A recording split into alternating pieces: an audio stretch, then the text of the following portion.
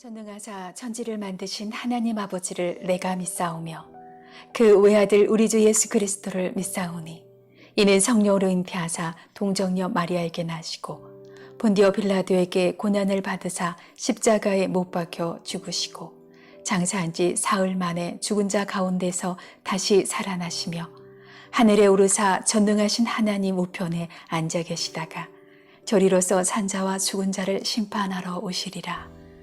성령을 믿사오며 거룩한 공예와 성도가 서로 교통하는 것과 죄를 사하여 주시는 것과 몸이 다시 사는 것과 영원히 사는 것을 믿사옵나이다. 아멘.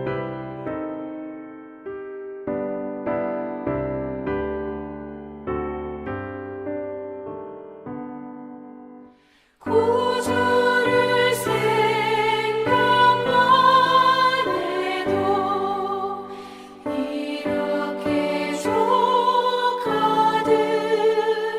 주 얼굴 배울 때야 얼마나 좋으랴. 만민의 구주 귀하신 이름은 천지에 있는 이름 중 비할 데 없도다.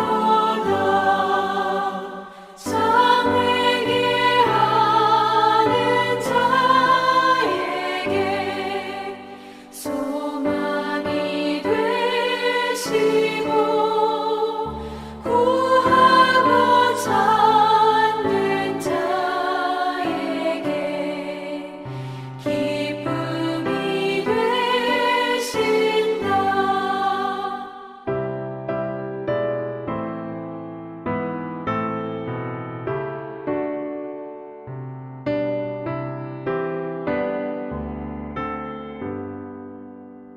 예수의 넓은 사랑을 어찌다 말하랴. 주 사랑받은 사람만 그 사랑 알도다. 사랑의 구주 예수여 내 기쁨 되시고 이제로부터 영원히 영광이 되소서. 아멘.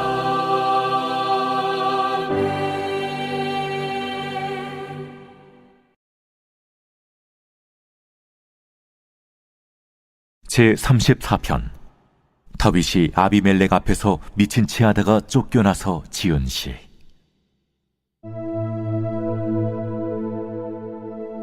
내가 여호와를 항상 송축하며 내 입술로 항상 주를 찬양하리이다. 내 영혼이 여호와를 자랑하리니 곤고한자들이 이를 듣고 기뻐하리로다. 나와 함께 여호와를 광대하시다 하며 함께 그의 이름을 높이세.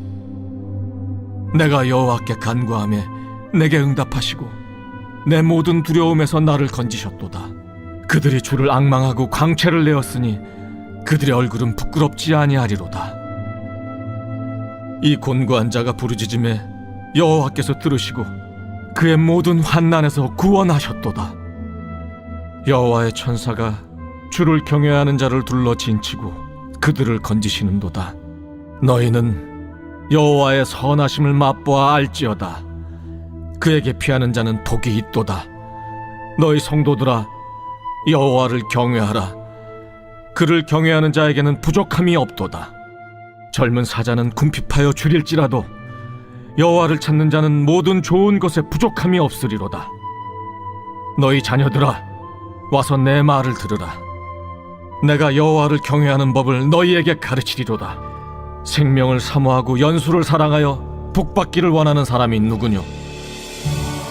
내 혀를 악에서 금하며 내 입술을 거짓말해서 금할지어다.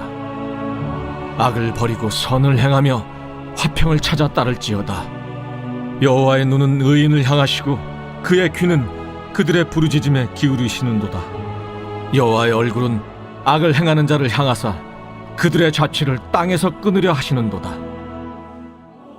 의인이 부르짖음에 여호와께서 들으시고 그들의 모든 환난에서 건지셨도다. 여호와는 마음이 상한 자를 가까이 하시고 충심으로 통회하는 자를 구원하시는도다. 의인은 고난이 많으나 여호와께서 그의 모든 고난에서 건지시는도다. 그의 모든 뼈를 보호하시며 그 중에서 하나도 꺾이지 아니하도다. 악이 악인을 죽일 것이라. 의인을 미워하는 자는 벌을 받으리로다. 여호와께서 그의 종들의 영혼을 속량하시나니 그에게 피하는 자는 다 벌을 받지 아니하리로다.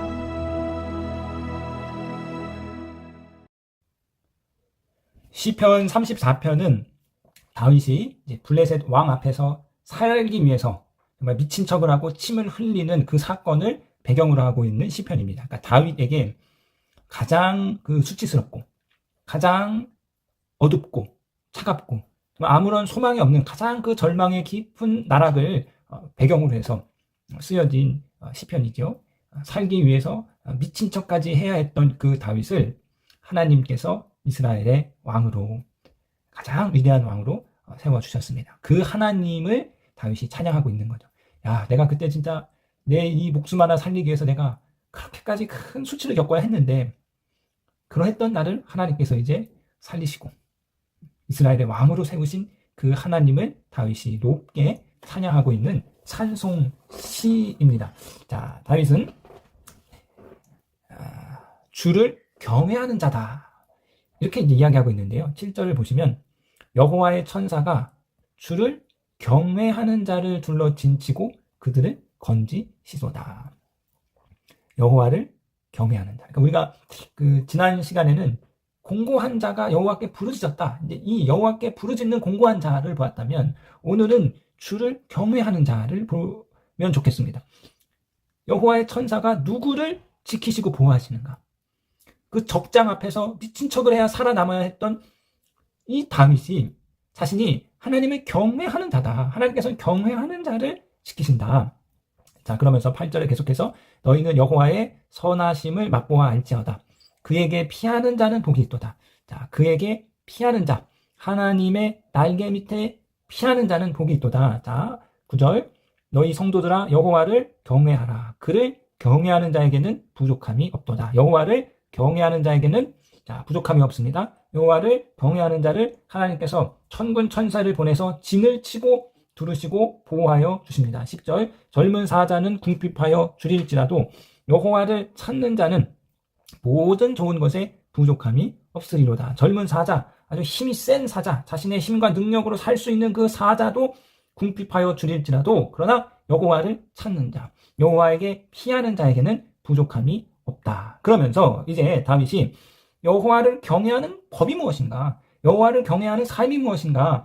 여호와를 경외하는 자를 하나님께서 지키시고 하나님께서 보호하시고 하나님께서 부족함이 없게 하시는데, 그렇다면 여호와를 경외하는 그 법이 무엇인가를 이제 이 청중들에게 훈계하고 있는 것이죠. 자, 11절입니다. 너희 자녀들아 와서 내 말을 들으라. 내가 여호와를 경외하는 법을 너희에게 가르치리로다. 12절 생명을 사모하고 연수를 사랑하며 복받기 원하는 사람 누구뇨? 자, 여호와를 경외하는 법을 가르치겠다 그러면서 생명을 사모하고 연수를 사랑하며 복받기 원하는 사람은 누구냐? 그러니까 여호와를 경외하면 그 사람에게 생명이 주어지고 연수가 주어지고 축복이 주어짐을 이야기하고 있습니다. 자, 그러면서 여호와를 경외하는 것을 이 시편의 저자가 세 가지로 이야기하고 있는데요. 첫 번째 13절을 보시겠습니다. 내 혀를 악에서 금하며 내 입술을 거짓에서 금할지어다. 혀에서 악을 금하는 것, 이것이 여호와를 경외하는 첫 번째 방법입니다.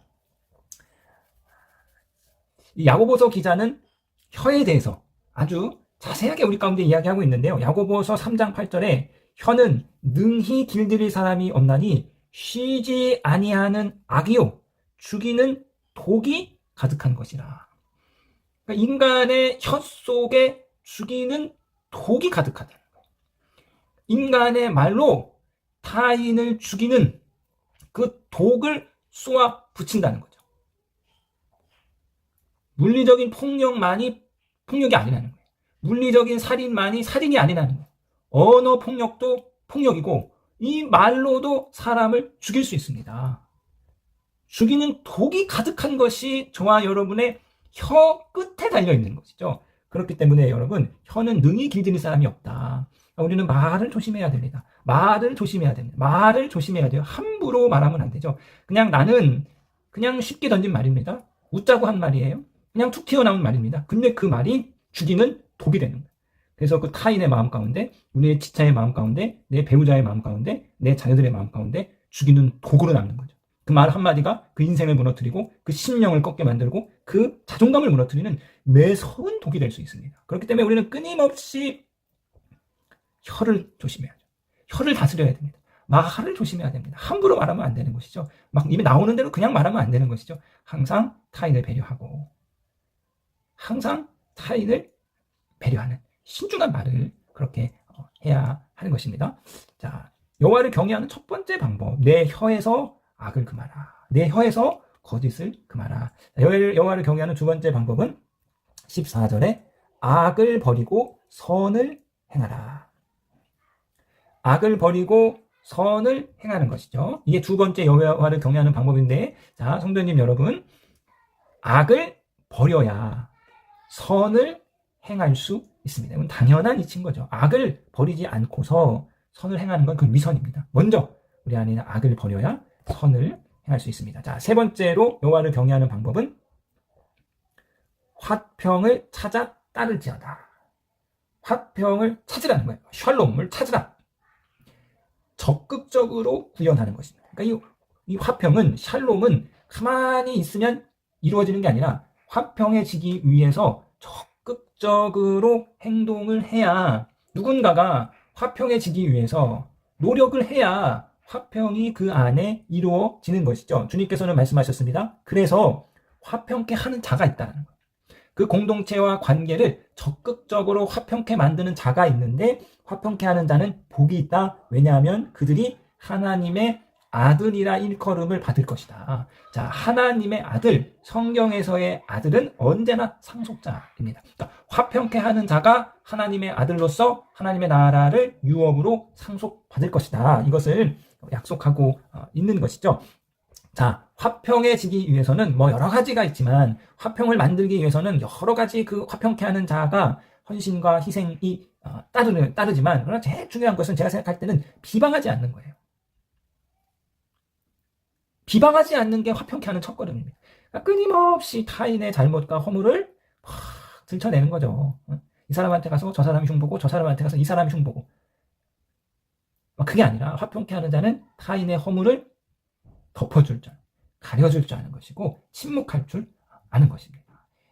이 목사의 허물을, 우리 목사님 뭐 이렇고, 우리 목사님 저렇고, 뭐 여기저기다가 어쩌면 그럴 수 있냐, 막 이렇게 수다를 떠는 것이 아니라, 우리 목사님의 허물이 보여도 덮어줄 줄 아는 거예요. 우리 집사님의 허물이 보여도 그거를 다 누구한테 막 말하고 싶어가지고 막 입에 그치 막 묻지도 않았는데 막 그거를 타인의 허물을 끊임없이 들춰내고 타인을 비방하는 것이 아니라, 화평케 하는 자는 가려주고 덮어주고, 그 사람에 대해서, 여러분, 허물 없는 사람이 어디 있습니까? 다 우리 여러분 경험해보면 알잖아요. 사람을 우리가 오래 1년 이상 만나보면 그 사람 좋은 점도 있고 안 좋은 점도 있는 거죠. 안 좋은 점, 그 사람의 부족한 점을 겪어보면 알잖아요. 그 사람이 본질적으로 나쁜 사람은 아닌데, 하나님의 자녀인데 단점이 있으면 다 누구나 다 단점이 있는 거죠. 그래서 그 부족한 점, 그 단점은 아는 내가 조금 덮어주고 가려주고 보완해주고, 그 사람의 좋은 점, 긍정적인 것을 또 이야기해주고 칭찬해주는 것. 그렇게 해서 화평을 만들어가는 자, 화평케 하는 자가 복이 있다. 성경 우리 가운데 이야기하고 있습니다. 자, 하나님을 경외하는 자를 하나님께서 그 모든 고난과 수치 가운데서 건져내셔서 하나님의 그 선하심을 맛보게 해주시는 거죠. 부족함이 없게 해주시는 거죠. 자, 하나님을 경외하는 법이 무엇이냐? 오늘 시편의 기자가 세 가지를 이야기하고 있습니다. 내 혀에서 악을 금해라. 악을 버리고 선을 행하라. 선을 심어라. 그러면 선을 맛보는 거예요. 선을 내가 행하면 이 땅의 삶 가운데 선을 거두는 거죠. 세 번째로 화평케 하는 자가 되어라. 자, 이 새벽에 하나님 내가 당신을 경외하겠습니다. 하나님을 경외하는 자가 되겠습니다. 이거 말로 되는 게 아닌 거죠. 이 세 가지를 하나님 깊게 내 삶 가운데 행하며 실천하며 나아가겠습니다. 자, 이 마음으로 기도하시는 저 여러분 되기를 주님의 이름으로 부탁드리겠습니다.